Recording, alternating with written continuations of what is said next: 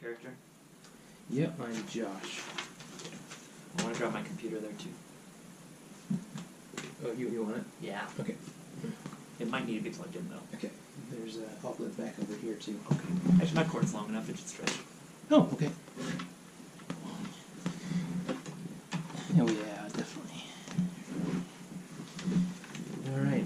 All right. That was just so I can have my intake form. I can edit this video too. We don't need to go through all that. Well, we're already 36 seconds in. We're still selling morons. I don't want to sound like a moron. Still recording? Yep. Okay. All right. You in the picture? I'm in the picture. We're both good. Great. Let's check it out.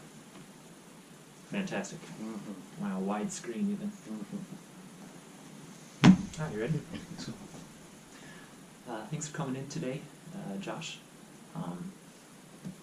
Would you mind telling me what brings you to counseling today?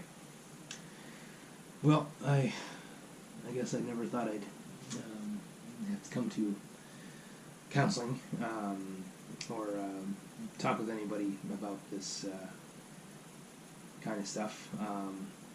I used to have I used to have a pretty what I think is a normal, enjoyable life. Mm-hmm.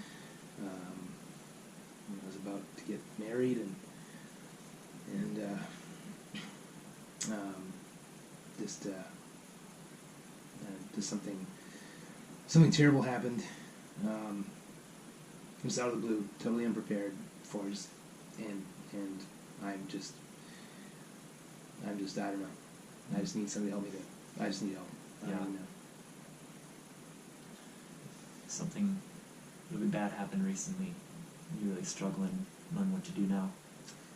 Yeah, I mean, I suppose you want me just to go through what happened, or what is this? How does this work? I don't even know how this works. Well, we'll start by spending today just getting to know each other as our intake time. And, of course, I'd like to hear about the problem, what it is that you're comfortable sharing today as we build our relationship. So if you want to start with what happened, I think that'd be an all right place to start. Yeah. I was engaged to a girl, Sarah, and been dating for 4 years. We got engaged, and just meeting for lunch one day downtown, and I got there a little bit early, and it was an outdoor restaurant. So I got there, got us a table, and she got there a little bit late, and so it was busy. It was during lunch hour. I was going to get busy or going to get lunch, and so she I saw her coming from a block away after she parked downtown, and she was going through an intersection, and I was trying to wave her down and say, "Hey, I'm over here," and as she crossed the intersection, there was a drunk driver who ran a red light and hit her. And I saw it all happen, and so I got up and I jumped over the barrier of the restaurant and ran out into the intersection, and I was the first one to get to her, and I held her, and I was holding her, and she was messed up, she ended up dying right in my arms. You might have saw it on the news. So I was in the intersection holding her after she got hit, but she passed away, and that was just a couple months ago. So yeah, that's why I'm here. I just can't, hundreds of times a day, all those images flash in my mind. I just can't focus on anything other than that, and every time I think of it, it just destroys me again. It's just like reliving that over and over and over again. I'm back home with my parents now, because there's images, there's thoughts, there's replaying this and that, and beating myself up and asking why I chose that restaurant, or why that day, or being incredibly angry at the the drunk driver who's going to be in huge trouble. But for me, like, that's not enough. Mm-hmm. Like, I have pictures of, like, just want to go destroy the guy. I want to kill the guy. I want to take from him what he took from me. And I know that's not what, you know, God desires for me. I know that's his, you know, we talked about in church. Vengeance is mine; I will repay. That's what he does. Mm-hmm. But I have this overwhelming sense of I just want to take care of it myself. Mm-hmm. I want to take care of business, and that's not a regular thing. And I you know, I don't think you need to worry about me killing anybody. But those are just the thoughts that pop in my head. Sure. As I try to process something that is unprocessable, I guess. Oh yeah. So that's what happened last week. So 2 months ago. it sounds like since this incident, there's just been a lot of anger that you've been feeling. Anger towards yourself in the form of guilt. Yeah. Anger towards the drunk driver Mm-hmm. who caused this to happen.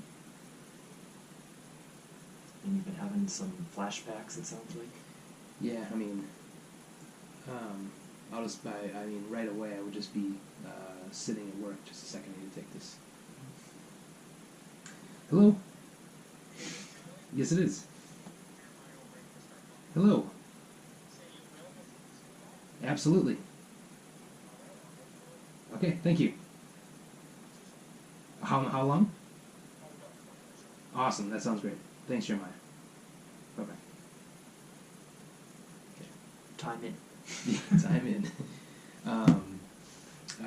Lots of flashbacks. So I ended up quitting my job because the restaurant was right near where I worked, and so I would just sit in the office and I would just daze off. Like, people would be knocking at my door and like they'd have to like walk in, like just touch me or something, like get my attention, because my mind is just on that intersection in those moments, and then nightmares for sure.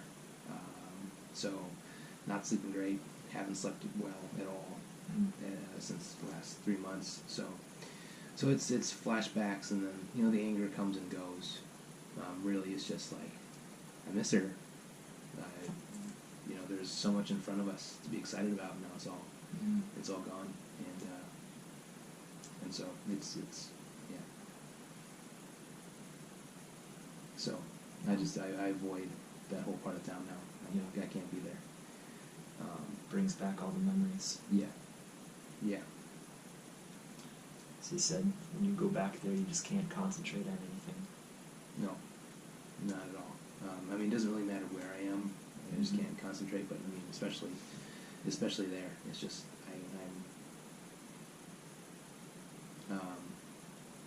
I just can't. I just can't. So I don't go there. I just basically stay at home all day. Yeah. So one of your ways of coping has been just to avoid the area. You said you've been having difficulty sleeping at night too. Want to tell me more about that? Yeah, I mean, it's really just that same processing I do during the day. It's just interrupting my sleep. So I have nightmares about what happened. Sometimes it's a little bit distorted. Sometimes I feel like I have a chance to save her, or it's my fault that she dies or something, or you know, it's just the different. It's not always the same exact event, just different stuff. But yeah, every single night, it hits me somehow. Sure. So you said this happened 3 months ago? yeah, give or take.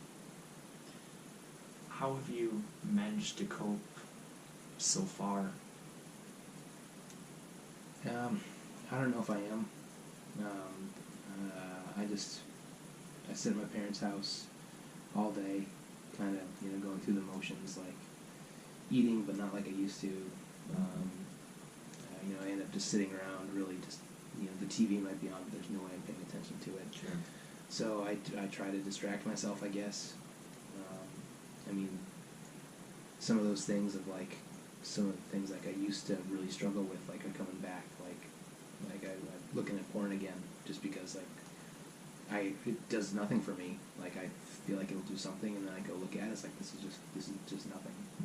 but the thought popped in my brain. I'm willing to consider, like, maybe this just take my mind off it for a bit. So I try to do anything to take my mind off of it, and I just don't. So I don't know how to cope, and I don't know if this is something that is, honestly, I think I don't have any hope right now that I can cope with it.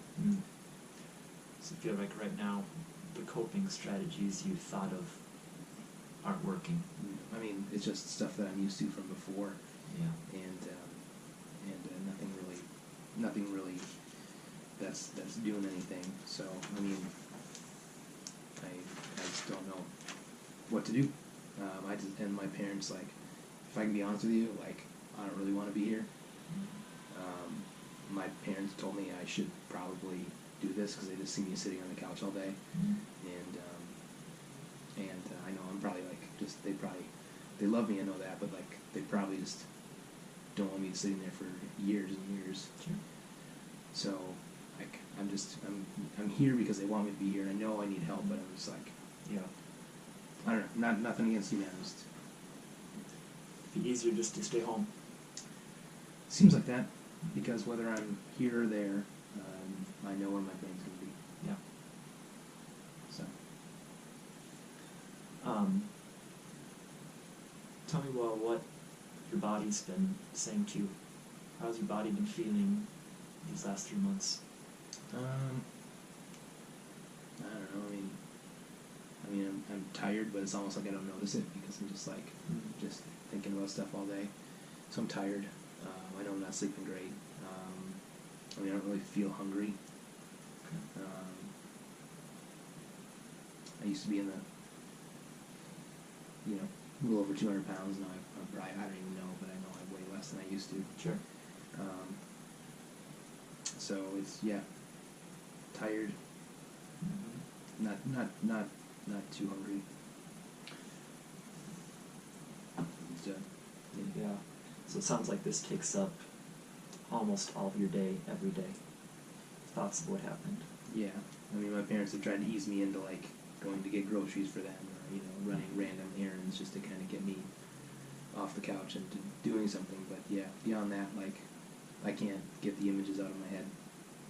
I don't want them there. I don't want to forget her. I don't want to forget Sarah. I mean, but, like, I don't know what it looks like to move on from someone who, was 1 second waving at you, the next second wasn't. I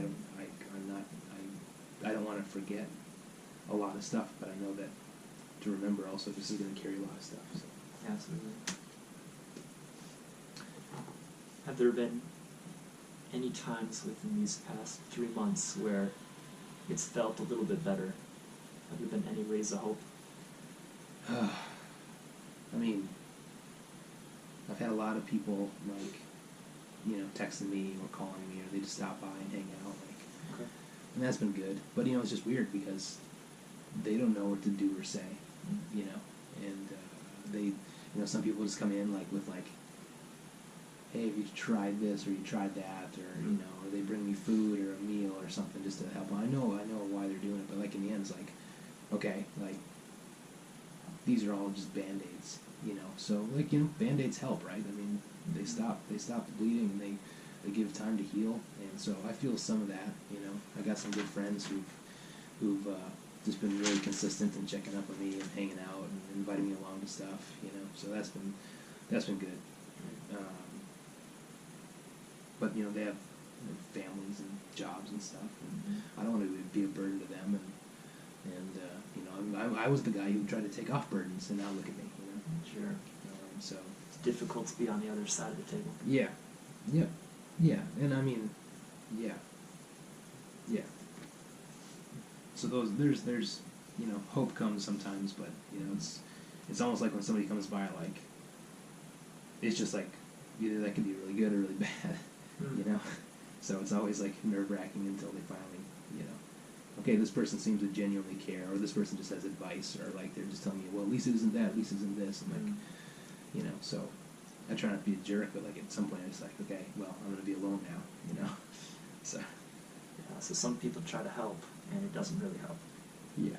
And some people help, and you said that does. Yeah, for sure. So you've had moments where people have reached out, and that has had a positive effect. Yeah. Well, just for a couple minutes, let's talk about life before this happened. Okay. Start out, why don't you just tell me a little bit about your growing up years? Yeah, I grew up about, I don't know, 4 or 5 hour drive from here. Parents are great. They've been together. They've been married for over 30 years. With some ups and some downs, but overall, pretty strong marriage. Pretty typical middle class childhood. Lutheran church growing up, got confirmed. Went to college, went nuts, had too much fun. Got out of college. Life hit us pretty quick.